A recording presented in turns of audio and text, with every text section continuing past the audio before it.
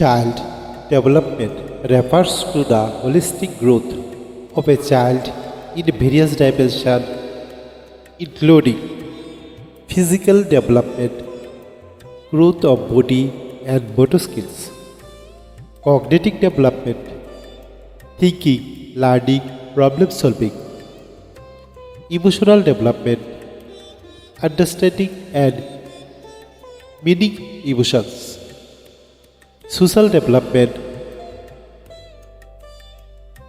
interaction with others, language development, communication skills. Therefore, the best and most complete definition is overall development of the child.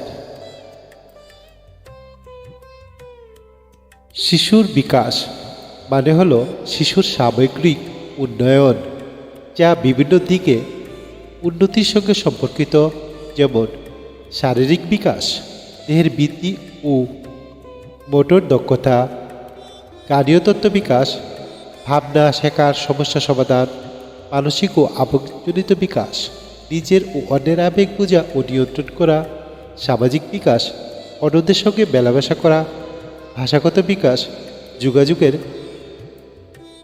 করার ক্ষমতা সৃষ্টি করা বা দক্ষতা তৈরি করা। অতএব সবচেয়ে গুরুত্বপূর্ণ সংজ্ঞা হল শিশুর সামগ্রিক বিকাশ।